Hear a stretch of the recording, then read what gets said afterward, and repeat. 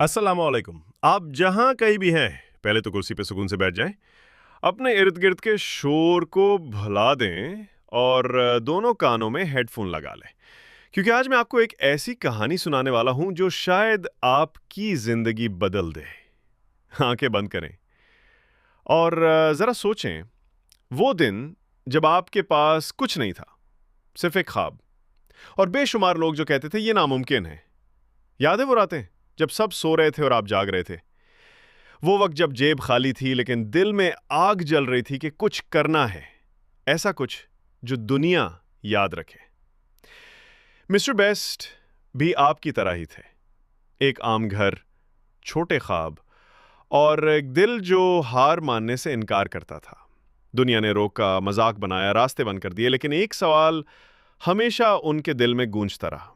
जब दुनिया आप पर दरवाजा बंद कर दे, क्या आप हार मान लेंगे या रास्ता ढूंढेंगे? सोचो जरा, अगर आज तुम्हें सब कुछ खोना पड़ जाए, क्या तुम दोबारा वहीं से शुरू कर सकते हो? वो गिरे, बार बार गिरे, मगर हर बार उठे और पिछली बार से ज्यादा मजबूत हो गए। यहां तुमसे एक सवाल है, तुम कितनी बार गिरने के बाद भी उठ सकते हो? 2 बार, 10 बार, या जब तक जीत ना मिल जाए? और फिर एक दिन उन्होंने फैसला किया कि पीछे मुड़कर नहीं देखना। वो एक लम्हा सब बदल देने वाला लम्हा था। याद रखें, ख्वाब तब हकीकत बनते हैं जब आप हर हाल में खड़े होने का फैसला कर लेते हैं। मिस्टर बेस्ट ने यही किया और दुनिया ने उन्हें रोकना छोड़ दिया।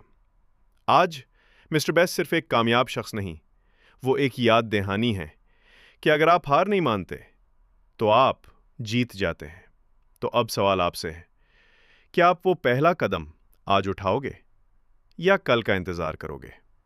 एक आखिरी बात सोचो, अगर आज तुमने हिम्मत ना की तो 10 साल बाद अपने आप को आईने में देखकर क्या कहोगे? याद रखें, वक्त कभी सही नहीं होता, बस आपका फैसला सही होना चाहिए। ये आप की कहानी है और सबसे बड़ी जीत खुद पर यकीन जीतना है।